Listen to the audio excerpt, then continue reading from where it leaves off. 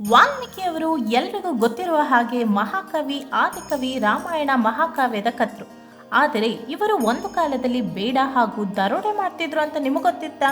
ಇವರ ಮೊದಲ ಹೆಸರು ಏನು ಅಂತ ನಿಮಗೆ ಗೊತ್ತಾ? ಇಲ್ಲಿದೆ ಪುಟ್ಟ ಕಥೆ. ವಾಲ್ಮೀಕಿಯವರ ಜನನ ದಿನಾಂಕ ನಮಗೆ ನಿಖರವಾಗಿ ತಿಳಿದೇ ಇದ್ದರು ಇವರು ಅಶ್ವಿನ್ನಲ್ಲಿ ಶರತ್ಕಾಲದ ಹುಣ್ಣಿಮೆಯ ದಿನದಂದು ಬ್ರಾಹ್ಮಣ ಕುಟುಂಬದಲ್ಲಿ ಜನಿಸುತ್ತಾರೆ. ಇವರ ಮೂಲತಃ ಹೆಸರು ರತ್ನಾಕರ. ಇವರ ತಂದೆ ಪ್ರಚೆ, ತಾಯಿ ಕಲಾವತಿ. ಇವರು ಚಿಕ್ಕ ವಯಸ್ಸಿನಲ್ಲೇ ದಟ್ಟ ಅರಣ್ಯದಲ್ಲಿ ಕಳೆದು ಹೋಗ್ತಾರೆ. ಇವರ ಪೋಷಕರು ಇವರನ್ನು ಎಷ್ಟೇ ಹುಡುಕಾಡಿದರೂ ಸಿಗದೇ ಇದ್ದ ಕಾರಣ ದುಃಖಿತರಾಗಿ ಮನೆಗೆ ವಾಪಸ್ ಹೋಗ್ತಾರೆ. ಆದರೆ ಕಾಡಿನಲ್ಲಿ ಅಳುತ್ತಿದ್ದ ಆ ಪುಟ್ಟ ರತ್ನಾಕರನ ಧ್ವನಿ ಒಬ್ಬ ಬೇಡನಿಗೆ ಕೇಳಿಸುತ್ತೆ. ಮುಂದೆ ರತ್ನಾಕರನನ್ನು ಅವರೇ ಸಾಕಿ ಸಲಹಿ ಅವನನ್ನು ಕೂಡ ಒಬ್ಬ ಬೇಡನಾಗಿ ಮಾಡುತ್ತಾರೆ.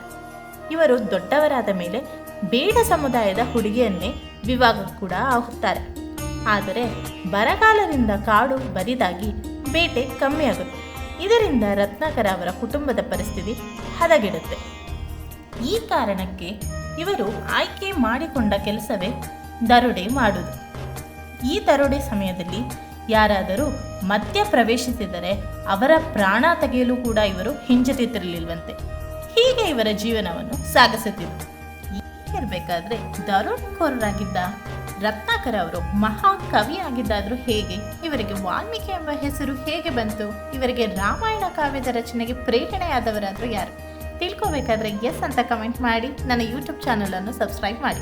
ಮುಂದಿನ ವಿಡಿಯೋದಲ್ಲಿ ತಿಳಿಸುತ್ತೇನೆ. ನಾನು ಮೇಘನಾ.